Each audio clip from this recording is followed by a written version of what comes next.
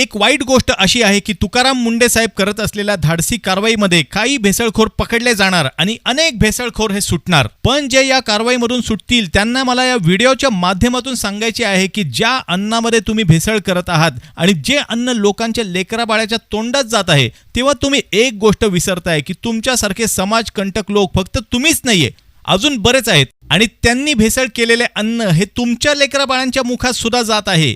तुमच्यामुळे जर लोकांची कुटुंब दवाखान्याच्या बेडवर पोहोचत असतील तर हे विसरू नका की निसर्गाचा नियम बदलत नाही. आज तुम्ही जे दुसऱ्यांसाठी पेरताय तेच उद्या तुमच्याही वाटेला येणार.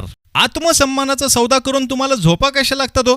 काहींचा आत्मसन्मान हजारांमध्ये, काहींचा लाखोमध्ये तर काहींचा करोडोमध्ये विकला जातोय. तुमच्यापेक्षा जास्त रिस्पेक्टेबल लोक मला ते वाटतात जे घरून सकाळी डबा घेऊन मजूर अड्ड्यावर येऊन उभे राहतात की कोणीतरी येईल आणि आपल्याला मजुरी करायला घेऊन जाईल. कष्ट करून इज्जतीची भाकरी खातात.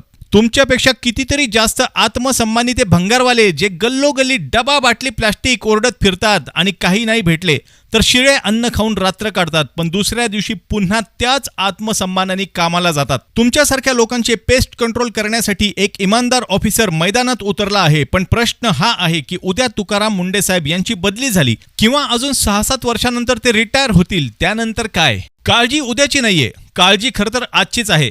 कदाचित प्रयत्न करूनही यंत्रणा सर्व भेसळखोरांना पकडू शकणार नाही आणि त्यांना पकडले तरी ते पुन्हा सुटल्यानंतर हेच उद्योग करतील. हे जर थांबवायचे असेल तर जबाबदारी ही प्रत्येकाला घ्यावी लागणार आहे. अन्नातील भेसळ ओळखायचे अतिशय सोपे फॉर्म्युले आज इंटरनेटवर फुकट उपलब्ध आहेत.